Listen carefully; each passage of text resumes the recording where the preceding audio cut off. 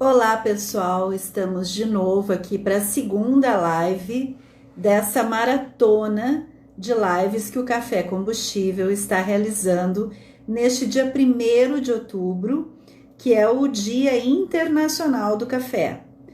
O dia de hoje é um dia muito especial, como nós tínhamos dito na outra live, é uma das 3 datas comemorativas alusivas ao café no nosso país. A primeira data é em abril, é o Dia Mundial do Café, que tem relação com a produção do café. Depois nós temos em maio o Dia Nacional do Café, que marca o início da colheita. E depois, agora em outubro, né, dia 1º de outubro, hoje, o Dia Internacional do Café, International Coffee Day, uma das hashtags mais badaladas, em homenagem aos coffee lovers, a todas as pessoas que amam café no mundo todo, né, e que estão espalhadas aí, né, por todo mundo e consomem o café. Eu comentei na live anterior que o café é a segunda bebida mais consumida no mundo, só perde para a água. E nessa segunda live da tarde, nós vamos ter uma pessoa muito especial que já está aqui com a gente, chegando, que é a arquiteta Ana Villanueva, arquiteta de Campinas, professora universitária, doutora em História pela Unicamp, e eu já estou convidando então aqui a Ana para entrar conosco.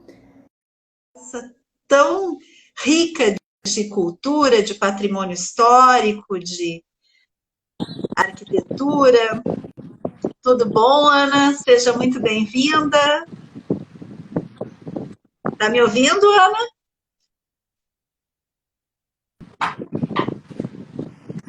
Oi, Ana? Oi, Laura, tudo bem? Ah, sim, agora te escuto. Tudo bem? Como é que estás? Tudo bem, muito obrigada pelo convite.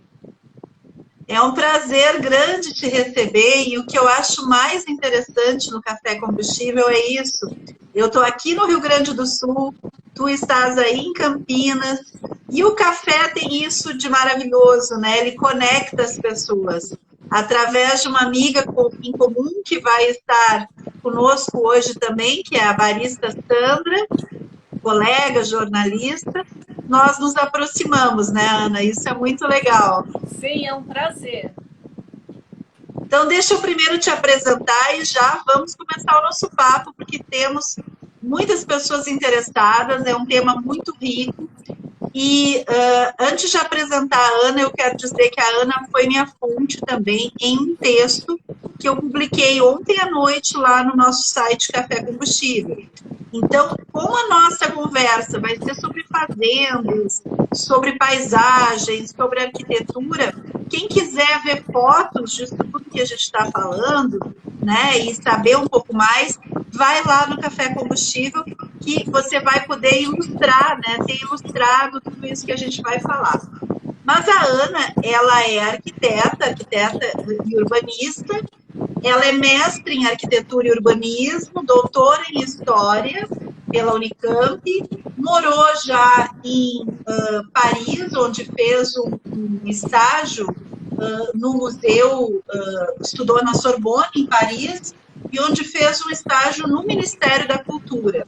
Ela coordenou o setor do patrimônio cultural de Campinas, a cidade de onde ela é originária.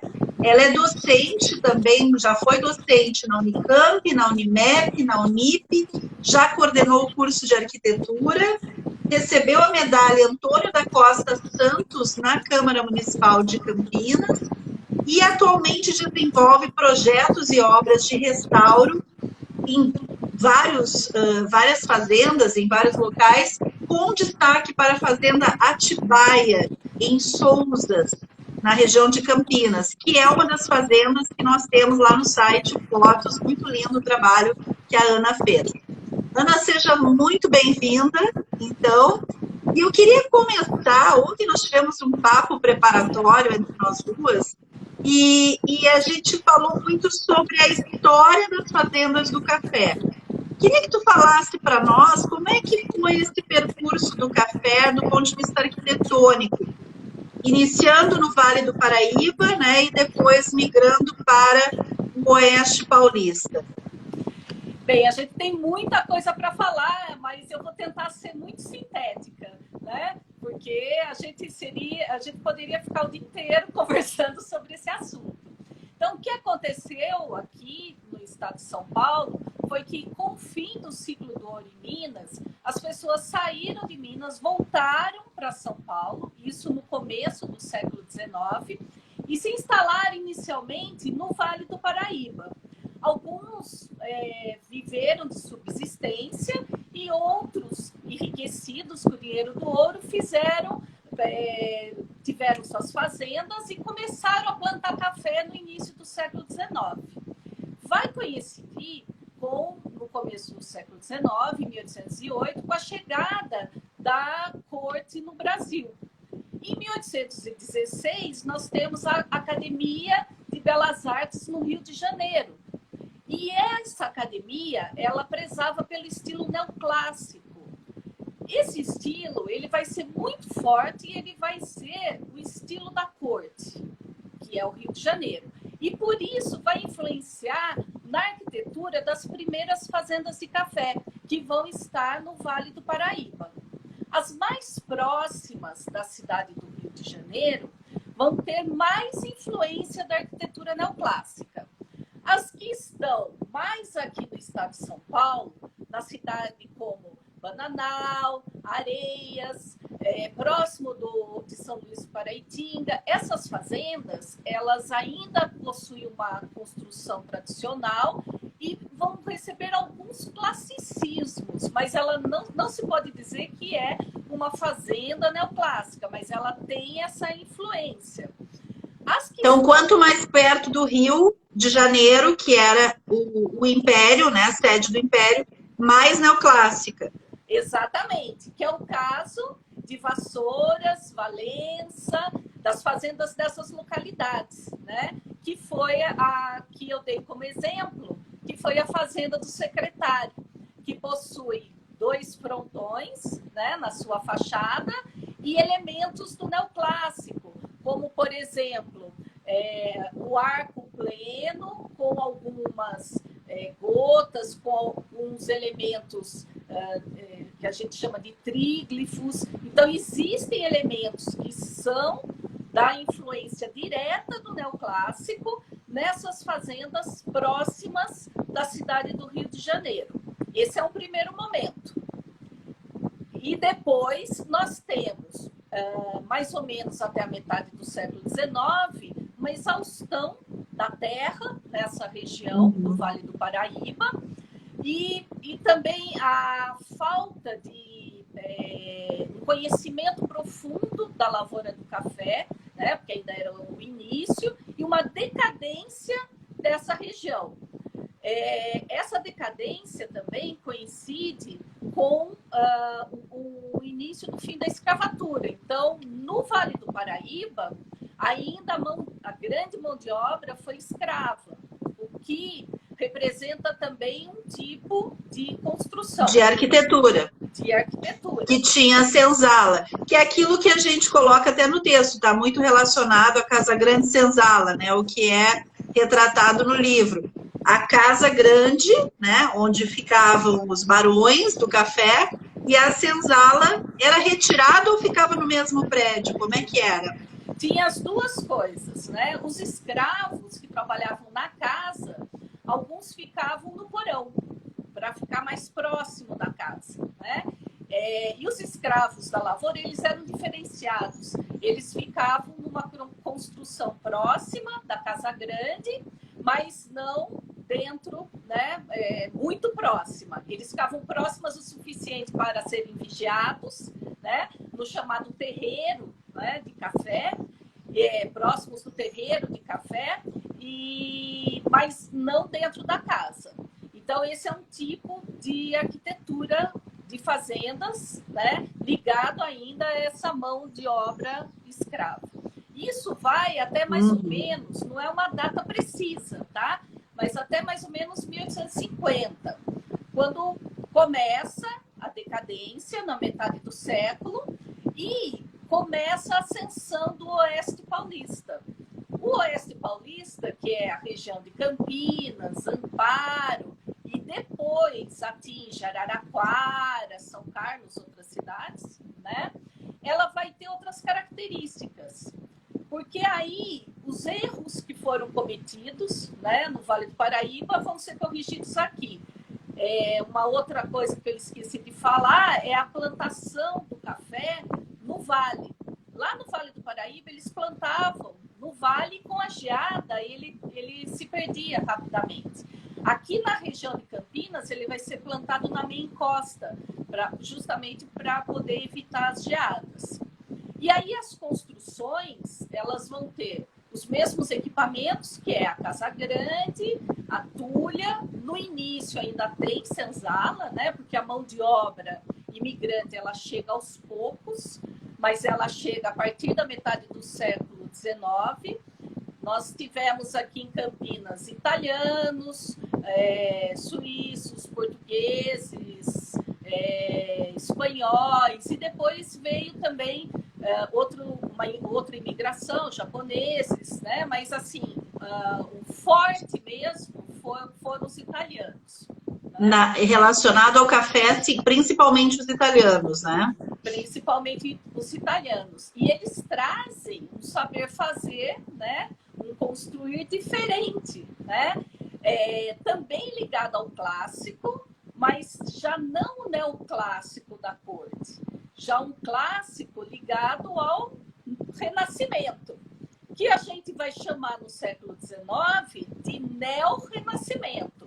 Né? Ou seja, eu estava vendo pelas fotos que lembram vilas italianas, né? Eles se inspiram muito na arquitetura italiana, né?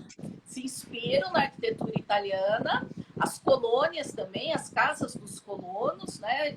Estão inspiradas na arquitetura italiana, mas tem uma questão aí, que eles estavam limitados ao material, porque para se fazer essa construção precisaria de tijolos. E em Campinas, apesar de ter uma fábrica de tijolos, uma fábrica imperial, que tinha o selo imperial, que é a fábrica do Sampaio Peixoto, ela não produzia uma grande quantidade. Então, os tijolos tinham que vir importados. E esses tijolos, geralmente esse material de construção que vinha importado, ou vinha da Inglaterra, ou vinha da França, né? Mas eles tinham que chegar de navio, e aí não tinha acesso aqui para o interior, né? Para o chamado sertão, né? Porque entre o litoral e São Paulo tem a Serra do Mar, e para transpor, né, era muito complexo. O que vai acontecer? No primeiro momento, nós vamos ter uma arquitetura ainda muito rudimentar, que vai ser, na verdade, aqui em Campinas, vão ser engenhos de açúcar que existiam, que vão ser adaptados para a fazenda de café. Né? Pela falta de matéria-prima para construir novas sedes, então. Exatamente, pela falta de tecnologia e de material. Então, as construções aqui eram de taipa de pilão, que é a terra socada, né? Porque para socar a terra você não precisa trazer de lugar nenhum, é só pegar a terra, né, e fazer a taipa.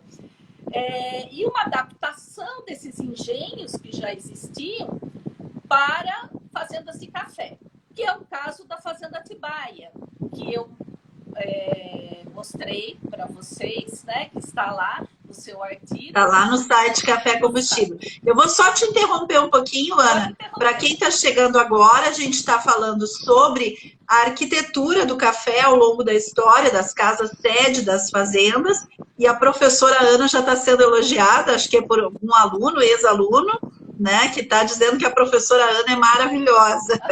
E é mesmo, eu estou encantada com o conhecimento da Ana. Eu brinquei com ela que eu sou jornalista de formação, né? Também, como ela, tem um percurso acadêmico, sou professora universitária, fiz doutorado na área da comunicação, mas eu tenho um pezinho lá na arquitetura, eu tenho um lado meu que é um lado de arquiteta frustrada, porque eu fugi da arquitetura por causa da matemática, em função de ter muito mais facilidade com o texto, com a área de linguagens, mas eu continuo considerando, né, a arquitetura uma forma de comunicação.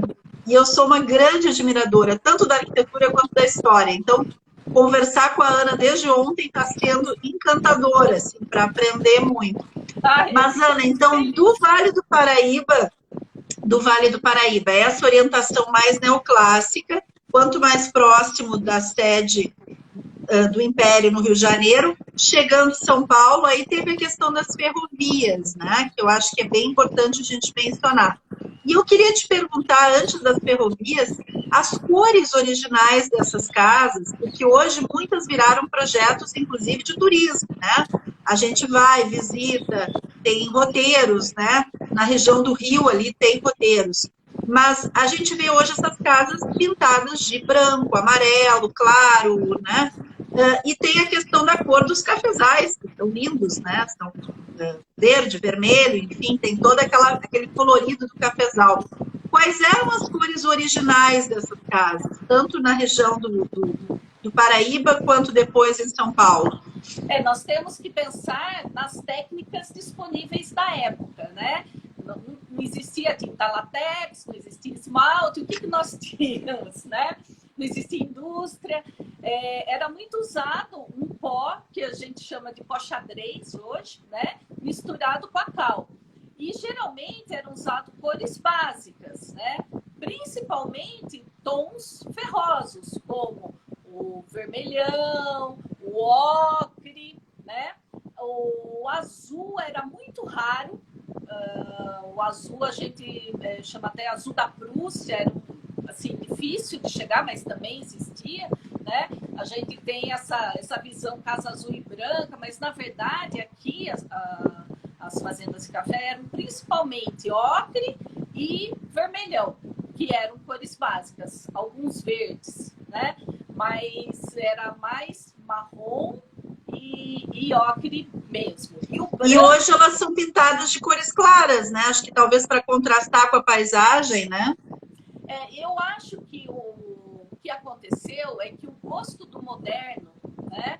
Que é o branco, os tons pastéis, que foi muito usado na arquitetura moderna, ela entrou na restauração de forma errônea, porque na verdade isso é um gosto nosso, né? Modernos. Mas na época eram tons fortes que se usava. Quanto mais forte... Tipo essa cor da minha blusa, assim, uma tipo coisa meio barro, assim. Exatamente, tipo a cor da sua blusa. Mas vamos para as ferrovias, então, porque a gente tem que depois ainda falar do Museu do Café também, né? A gente tem muita coisa. Como é que foi essa importância da ferrovia para impulsionar essa região aí de Campinas na questão do café? Antes da ferrovia, como eu estava falando, os engenhos eram adaptados para se tornarem fazendas de café. E era utilizada a própria técnica da taipa, né, com o encamisamento. Quando chega a ferrovia, é uma revolução. A gente tem que entender, para a gente hoje ferrovia não significa muita coisa, mas vamos nos colocar no homem da época, né? Você levava o café, o açúcar, até Santos, numa carroça, numa estrada. Que louco. Né? Então, você levava quanto de açúcar? Levava alguns sacos, né? Você não tinha um poder de exportação grande. Nem a velocidade, nem a quantidade, nem a velocidade. Quando surge a ferrovia, é uma revolução nas comunicações, né? É uma revolução na velocidade da exportação e na riqueza. Então, eu costumo dizer assim, o café ele enriqueceu São Paulo, mas ele não teria enriquecido se não existisse a ferrovia. Porque foi a ferrovia a grande revolução do século XIX, né? Sim, você até comparou com a internet ontem, né? Que ela possibilitou... E o Brasil realmente ele foi muito dependente da ferrovia até a metade do século passado, né? Quando realmente houve um impulso mais das rodovias e do transporte rodoviário, né? Sim, e assim, Campinas foi muito importante nesse papel, porque foi um entroncamento ferroviário de vários ramais. O primeiro ramal ferroviário era São Paulo até Santos. Depois que já rompeu, né, como eu disse, a Serra do Mar e conseguiu exportar para o litoral, para os navios, para venda no exterior. Depois de São Paulo, veio para Jundiaí e de Jundiaí para Campinas. Quando chegou em Campinas, a ferrovia, em 1872, a Companhia Paulista de Estrada de Ferro, os fazendeiros da região se organizaram e fizeram, porque a ferrovia era capital estrangeiro, né? A companhia era inglês, a paulista já era misto. E quando chega em Campinas, os fazendeiros vão fazer a Companhia Mogiana com capital totalmente nacional, com a riqueza já gerada pelo café. E a Companhia Mogiana sai de Campinas e é a primeira companhia férrea a atravessar o estado de São Paulo e chegar em Minas Gerais. E imagina aonde ela passava, quantas fazendas de café, né, iam surgindo ao redor, porque a fazenda ela vai surgir aonde tem transporte. Exatamente. E isso deu nome a essa região de onde vem muitos cafés especiais, que é a região de Mogiana, né? Então, quando a gente vai comprar um café e vai olhar a procedência, é de Mogiana por causa da ferrovia, né? Exatamente. Tinham outras também, de Campinas para Araraquara, de Campinas para Sorocaba, né? E assim foi bifurcando. Para vocês terem uma ideia da importância do pátio ferroviário de Campinas, a primeira locomotiva construída no Brasil foi feita aqui em 1908. Antes era tudo importado e aqui começou a ter a tecnologia própria. Agora, a ferrovia, ao mesmo tempo em que ela transporta o café, ela traz o que para a gente? Ela traz material de construção importado. E aí a revolução na arquitetura. As nossas fazendas, elas têm um momento antes da ferrovia e pós-ferrovia, né? Porque após a implantação da ferrovia, a instalação da ferrovia, nós temos tijolos, telhas, material de construção chegando, né, da Europa, com características da arquitetura europeia do século XIX. E aí sim entra o neorrenascimento, porque aí nós aí entra mais forte a influência italiana, né? Nesse caso, neo-renascimento italiano, né? Exatamente, porque até então os italianos não tinham a técnica, eles tinham conhecimento, mas eles não tinham os meios para fazer arquitetura. Quando tem a ferrovia traz o material de construção, daí você tem todo o material para se fazer. E aí eles fazem, tanto na cidade quanto na área rural, eles fazem a arquitetura neorrenascentista, que é a arquitetura ligada ao Renascimento italiano. Olha só, tem pessoas, a nossa amiga Sandra, barista de Campinas, que vai estar com a gente depois, está comentando que os jornais da época falam que traz o progresso e daí as construções. Faz sentido, é o que tu está comentando, que as ferrovias foram responsáveis por esse, né, apogeu aí, por esse crescimento. Ontem a gente falou muito das fazendas no entorno de Campinas, toda essa região aí.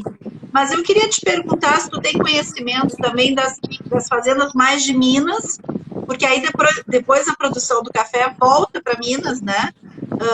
Acaba com a ferrovia, as fazendas de Minas voltando a produzir também, e se espalha para Bahia, Espírito Santo, até o Paraná também tem fazendas, né, de café. Tu tens algum conhecimento sobre a arquitetura desses outros estados também? Alguma outra referência? Olha, eu tenho uma referência, mas é anterior até a ferrovia, né? A arquitetura mineira, ela influenciou Campinas. Por quê? essas fazendas em Minas, eles construíram em meia encosta. Então, a frente da fazenda, ela era um sobrado.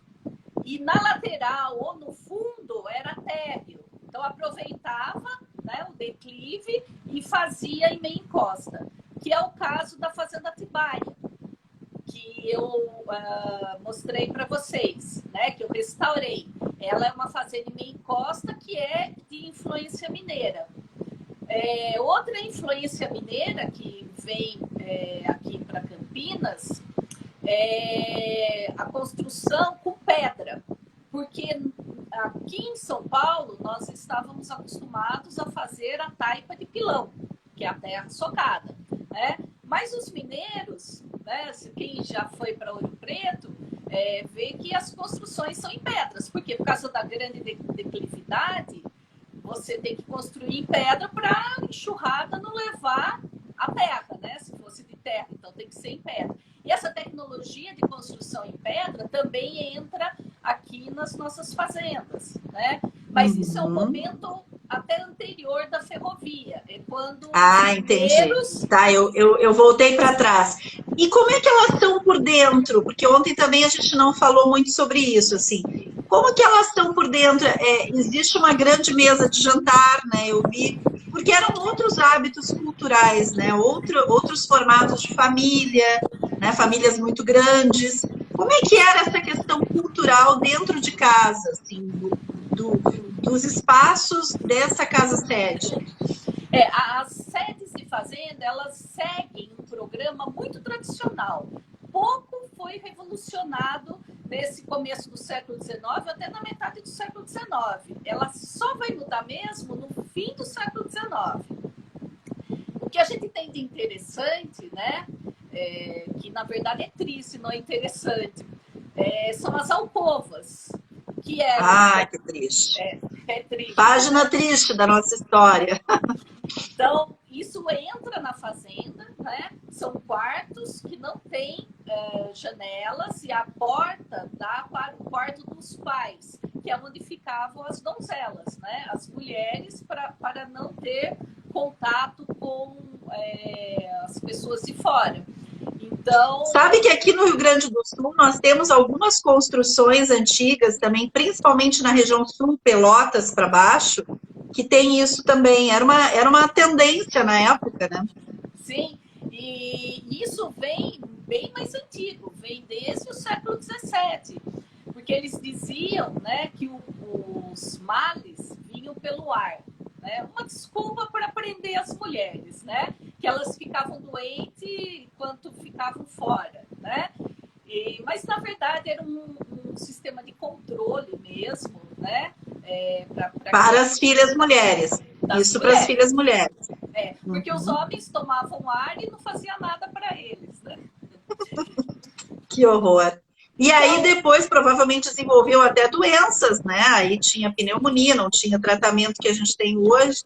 E felizmente, né, Ana, só abrindo um parênteses para os dias atuais, as mulheres hoje deram a volta por cima, estão dando, e muitas são cafeicultoras, estão na frente do negócio, né? A gente vai ter uma daqui a pouco, às 18 horas, aí, que está na frente do seu negócio, na sua fazenda. Então, que bom, né? Que bom que a gente está conseguindo reverter isso. Mas ficou o registro na arquitetura. E eram grandes famílias, né? Famílias de mais de uma geração, né? Sim, geralmente eram famílias muito numerosas, né? Assim como a mulher tinha muitos filhos e praticamente ela passava a vida dela tendo filhos, né? Porque eram 20, né? Era uma coisa assim enorme. E para isso você tinha que ter uma sala de jantar muito grande também. Então você tinha um corredor principal que distribuía para os quartos, para as alcovas dentro dos quartos, e no fim desse corredor, no sentido contrário, perpendicular, você tinha a sala de jantar, que era geralmente uma grande sala de jantar, e era também na sala de jantar que tinha muitas pinturas. Para falar das pinturas das fazendas, é um capítulo à parte, porque... Vamos marcar outra live só para falar disso. Questão, né, as pinturas, que nem no Vale do Paraíba tem pintura pinturas imitando os cenários europeus. Então, você está lá no meio, né, daquela Mata Atlântica, mas na sua sala de jantar você tem ciprestes, você tem o céu acinzentado, né, sem sol. Então, tem muita essa influência europeia dentro da pintura. Europeia. E essas pinturas, Ana, eram na própria parede? Eram a frescos? Como é que era? Ou eram quadros que eles compravam? Tinha tudo, né? Mas tinha os afrescos nas pinturas. Num momento posterior se fazia stencil, que são moldes vazados, né? E também tinha uma técnica de marmorização, porque o chique, né, era você imitar o mármore, não colocar o mármore, né? E tinha também imitação de madeira. Então, a porta era de madeira, você pintava em cima da porta os veios da madeira. Olha que interessante. Na Fazenda Atibaia tem essa técnica, né? Era muito comum no século XIX, porque mostrava que o proprietário, ele trouxe um pintor da Europa, ele tinha sofisticação, né? Ele gastou com isso, né? E não era uma... Era uma ostentação, né? Porque como eles tinham muito dinheiro do café, e eles faziam festas, grandes recepções também, porque quando ela falou em mesa de jantar, gente, até no Café Combustível, lá no nosso site, vocês vão ver as fotos. Não é uma mesa de jantar de 8 lugares, como a gente tem às vezes em casa. É uma mesa de 20 lugares, 24 lugares. Então havia grandes recepções, era uma vida meio de ostentação. Como é que era culturalmente nessa época? Tudo virava em torno da fazenda, né? Era tão importante quanto a cidade. Isso já é um costume que vem desde o começo do Brasil colonial, onde a cidade tem menos importância e a vida na fazenda tem mais, a vida rural é mais importante, que é o Raízes do Brasil, né? Que o Sérgio Buarque de Holanda vai falar, justamente sobre o ladrilhador e o semeador, né? O semeador é a colonização portuguesa, que vai valorizar o campo. E o ladrilhador, que é a colonização espanhola, valoriza a cidade. Então, a nossa cultura sempre foi de valorização da área rural. E a fazenda, tudo virava em torno dela. A gente tinha dentro da fazenda uma capela, então as missas... Bem lembrado, as capelas. Então, você precisava ir para a cidade para quê, se você tinha a capela dentro da sua fazenda? As festividades... E todas católicas, né? Porque o forte era a cultura italiana, que é também muito católica, né?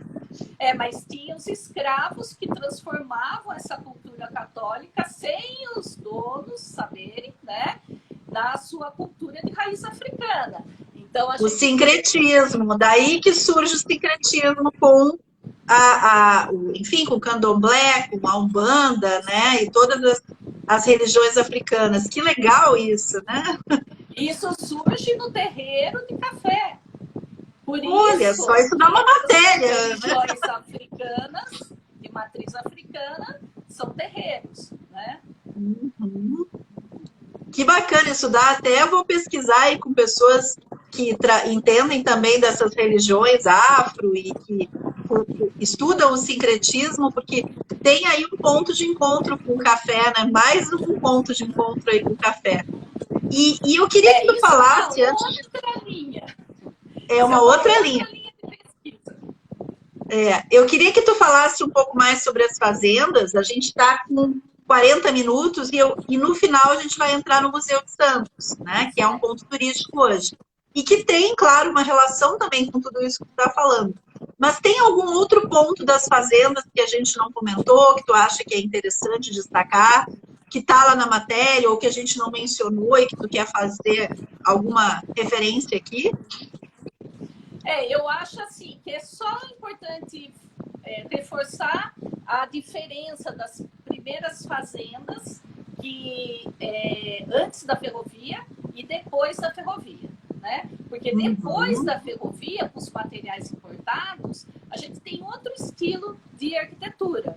Como eu falei, principalmente o neorrenascimento, mas vão aparecer outros, como os chalés ecléticos, né, arquitetura de ferro. E quando vai mais para uma região longe de Campinas, que vem a partir da ferrovia, esses estilos vão aparecendo mais até do que aqui em Campinas, porque essas fazendas são construídas já com materiais importados, que a gente chama de ecletismo. Ecletismo, com essa mistura. E como que foi o trabalho na Fazenda Atibaia? Que foi um trabalho que tu te envolveu diretamente, tem uma foto da Ana lá na Fazenda Atibaia, é uma fazenda lindíssima pelas fotos, eu não conheço ainda. Ano que vem a gente quer estar montando grupos, tá, pessoal, em parceria com a Casa Mundi e outros parceiros nossos. Nós queremos estar indo até São Paulo, Minas, Rio de Janeiro, conhecer esses roteiros do café. Então, fiquem ligados aí que tem muita coisa boa vindo. Assim que a pandemia der uma trégua, né, a gente quer começar a viajar de novo. Mas, Ana, como é que foi esse processo de restauro da Atibaia? Que vocês podem ver lá no nosso site as fotos, né? O processo foi longo, foram 10 anos. 10 anos, olha só. Porque, assim, quando eu só postei as fotos bonitas, só te mandei as coisas restauradas, né? Mas eu devia ter mandado quando eu cheguei lá, né? Porque... Mas ainda dá tempo, a gente acrescenta lá. Era assim, estava quase em ruínas. A fazenda, originalmente, na época do açúcar, era do brigadeiro Luiz Antônio, que foi uma pessoa muito importante, tanto que leva o nome de uma rua na cidade de São Paulo, e era um engenho com muita produção de açúcar. Daí ficou para os descendentes dele e foi vendida a fazenda para a família Maia, que perdeu a fazenda num jogo. Nossa, perdeu a fazenda num jogo, que loucura. E ficou abandonada assim por muito tempo, quase foi destruída mesmo, né? E daí os atuais proprietários, que é o Denis e a Vanessa Schwarzenberg, eles compraram justamente porque ela veio do Mato Grosso, ela tinha já esse convívio com fazenda, e daí eles compraram, eles moram aqui em Campinas e a princípio compraram para a família. E me contrataram como arquiteto, meu escritório, para fazer a restauração.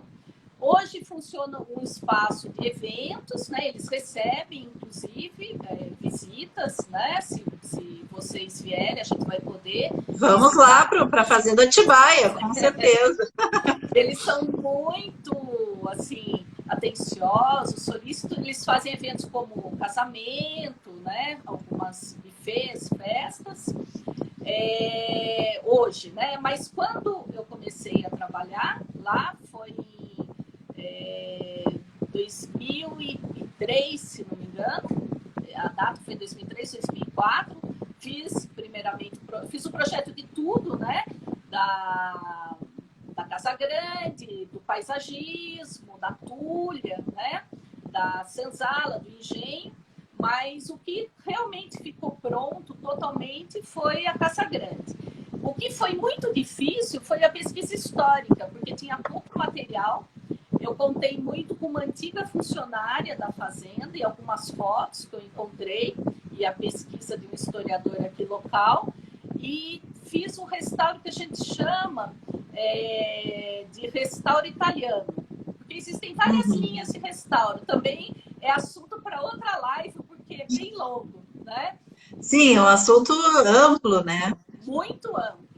Então, assim, em linhas gerais, é um restauro que reconstitui as principais características, né? E tem restauro que moderniza totalmente. Eu reconstituí as principais características, marquei a diferenciação de uma maneira muito sutil, mas também adaptei para um novo uso, né? Para a atualidade. Não ficou... Sim, uma nova usabilidade mais voltada para o lazer, para tudo que ele faz hoje. Sim, mas sem descaracterizar, né, sem abrir grandes mãos, descaracterizar as divisões, tendo um respeito pela técnica antiga. E deixei alguns quadros da técnica construtiva. Então, pode-se ver a taipa de pilão, a taipa de mão. Eu enquadrei como se fosse eu pus uma moldura, né? Como se fosse uma pintura. Sim, tem uma foto que a gente vai publicar até que eu estou me lembrando que eu não tinha entendido, agora faz sentido, que é uma reconstituição de como era a parede original.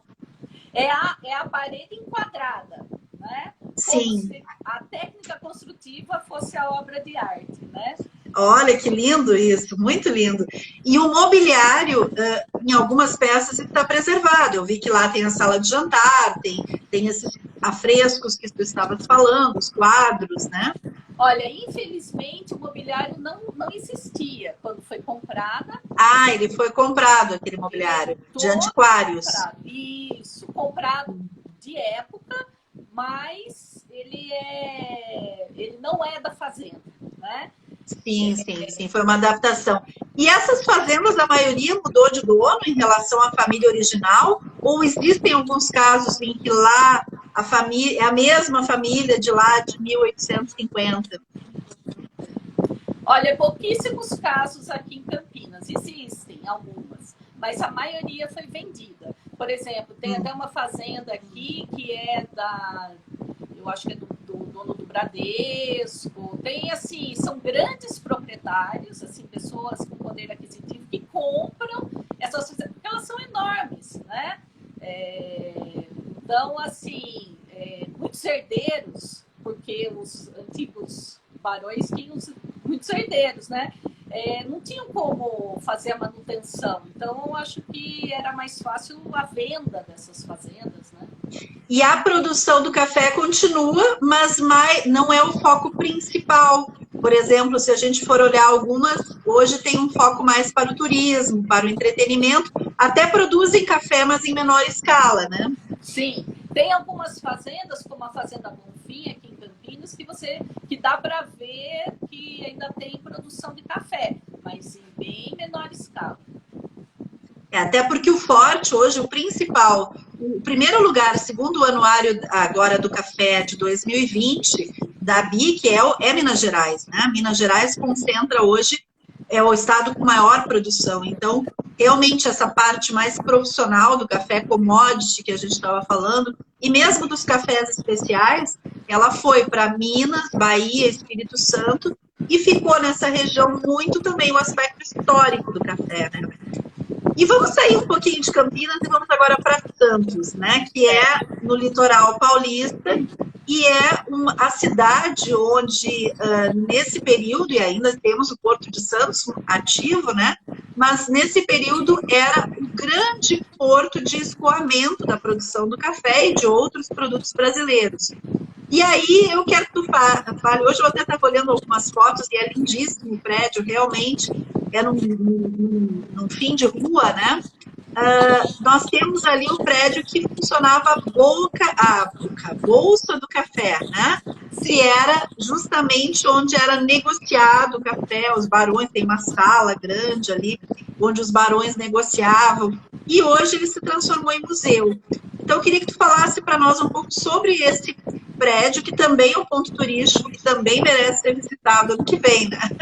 Sim, a Bolsa do Café é maravilhosa, o prédio é lindíssimo e o museu também é um excelente museu, né? Porque às vezes o prédio é muito bonito, mas o museu não funciona muito legal.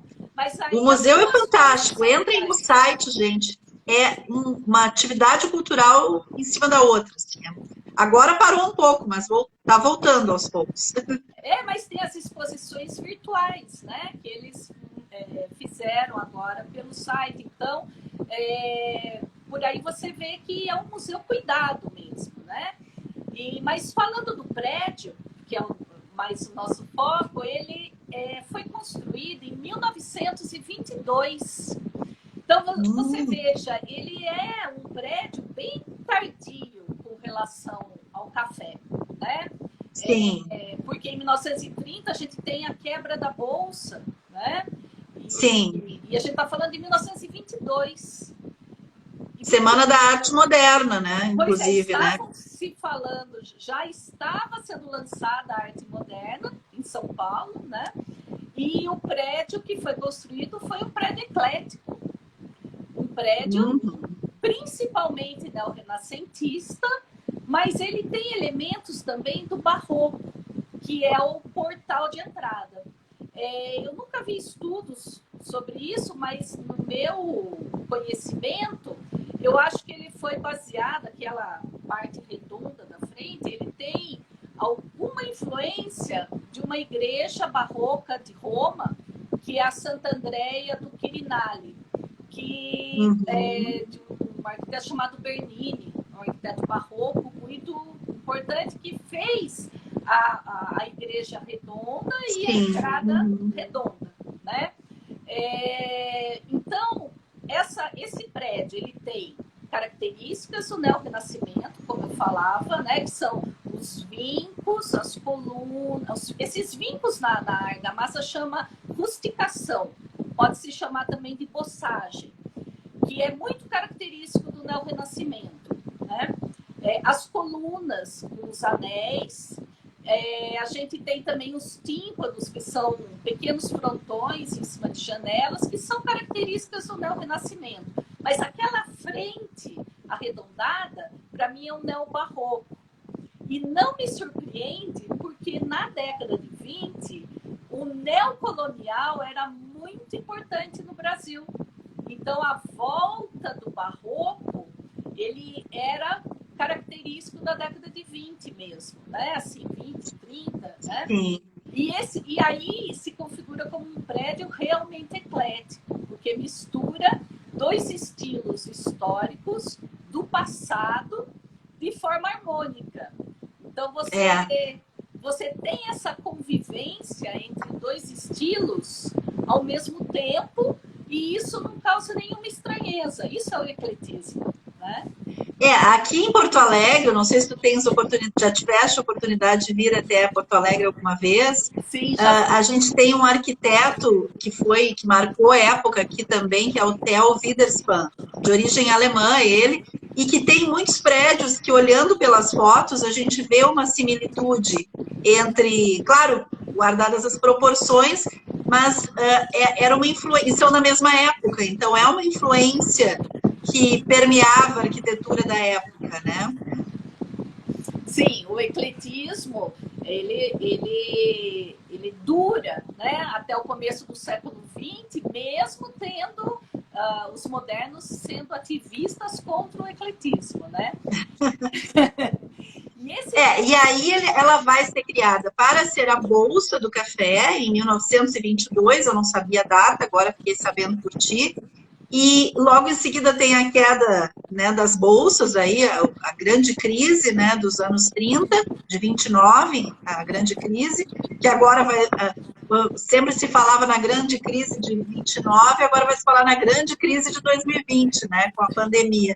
Sim. Mas eu te pergunto daí, o que aconteceu depois disso? Esse prédio também foi abandonado, ele também passou por um restauro, ele é tombado pelo IPHAN hoje, né? Ele, mesmo com a queda da bolsa, ele funcionou até 37. Em 37 ele foi fechado.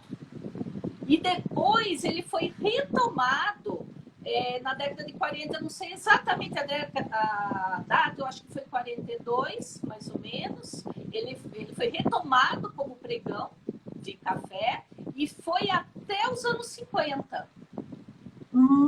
Interessante. Então, ele teve uma vida longa, mesmo com a quebra da bolsa, né, e a queda do café.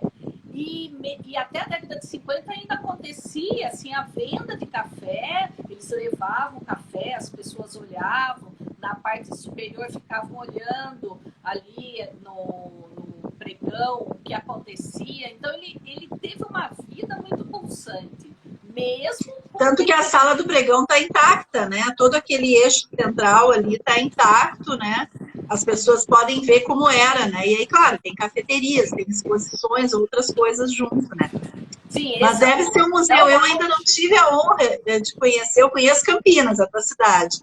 Já estive aí num congresso na Unicamp de Comunicação e Saúde, mas eu não tive a honra de conhecer ainda esse museu. Eu quero muito ver se esse verão ainda eu vou a Santos andar de bonde, né? Porque tem bonde em Santos ainda também, né?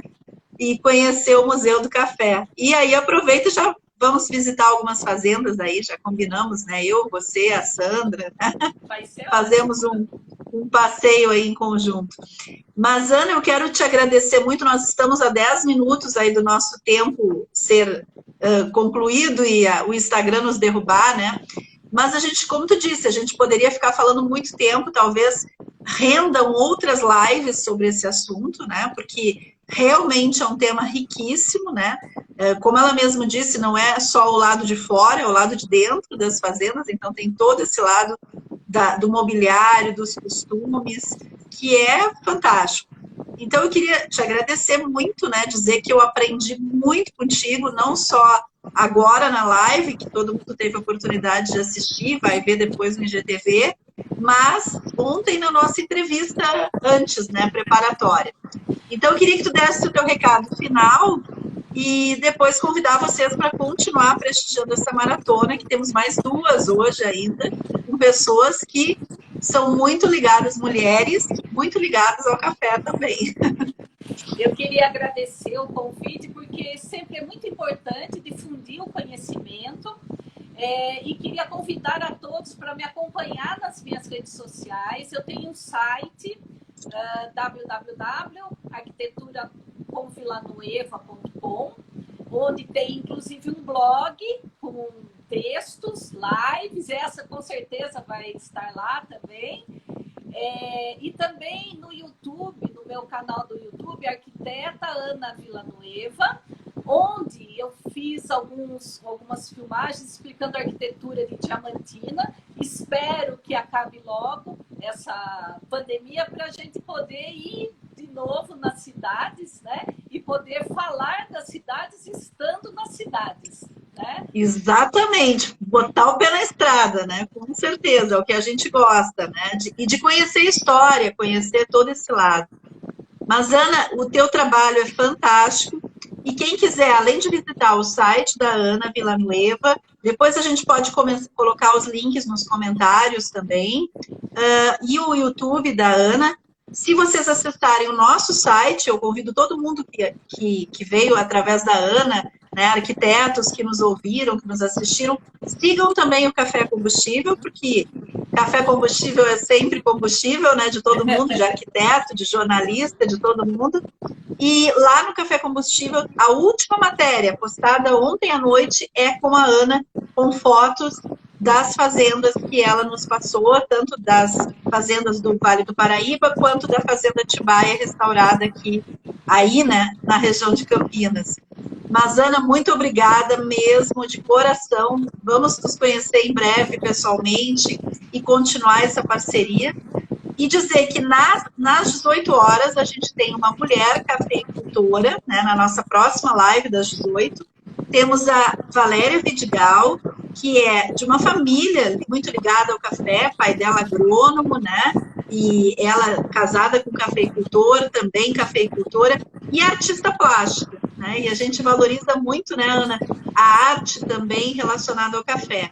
Ela pinta obras maravilhosas, tendo como temática o café, né? Então, isso é fantástico. O ateliê fica dentro da fazenda, é uma fazenda já mais moderna, e ela tem o seu ateliê.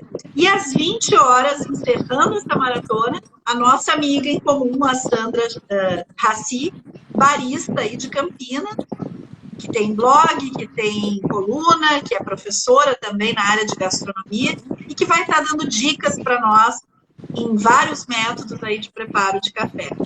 Muito obrigada, Ana. Tá calor aí em Campinas, eu estou ouvindo um barulho, não sei se é algum ventilador, alguma coisa.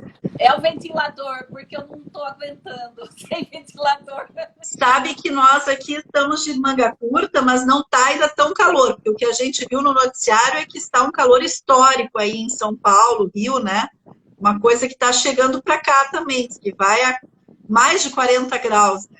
Então vamos aguardar aí o que nos espera essa primavera e esse verão. Muito obrigada, Ana. Obrigada. Um beijo grande, sucesso. Parabéns pelo teu trabalho. E obrigado a todo mundo. Até a próxima live às 18 horas, maratona do International Coffee Day.